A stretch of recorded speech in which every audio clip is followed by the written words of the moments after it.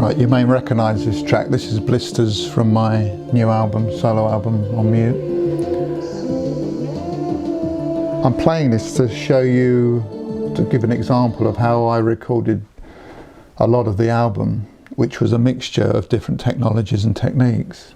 And this showcases that quite well. These tracks up here, they are the drums and percussion, and these purple lines are the vocals. These green lines here are some samples, piano samples playing a melody. This green and these two brown tracks are sequencers. So this green line is a sawtooth sequencer, and the two lines below it are bass sequencers. And then this blue group at the bottom, purple, blue, are more samples playing another counter melody. So the tracks at the top, the drums and percussion, they're recorded from my drum machines and drum percussion modules I have on my modular system on the other side of the studio. The same with the sequencers. The sequencers are all from my modular system, and the bass lines also over there are recorded via tie lines that go straight into my interface that's connected to Logic. Whereas these samples here are played from within a plugin in Logic, played on this keyboard. And this piano sample playing another melody also played the same way on this keyboard. So over this, here we have a mixture of hardware and software sounds. And the vocal lines here, they were originally from some vocals I had in my archive.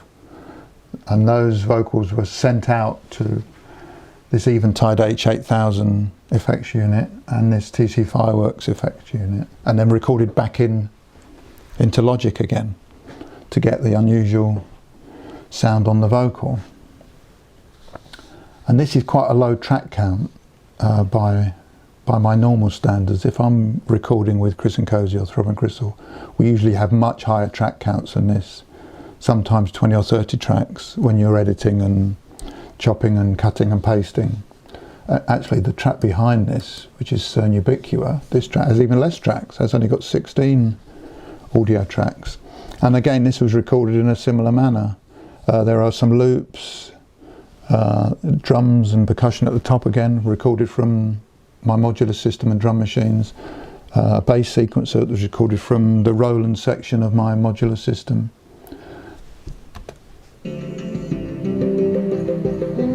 And again, the vocals, these unusual vocals, were sent out from an original sample that I had, that I'd maybe stretched a bit, into the Eventide and the Fireworks and back into Logic again. And then it was just mixed. So I bring up the mixer. This is the mixer here. So these tracks feed into this mixer section. And you can see the channels coming up here. And that's how the track is put together. Pretty sort of simple, really. A lot of the effects on these tracks were recorded onto Logic. So I'd put effects on either with the Eventide, or I've got a bunch of effects on the other side of the studio. And I'd quite often record with the effects embedded into the sound. But considering the lowish track count, the tracks actually sound quite rich, I think. There you go.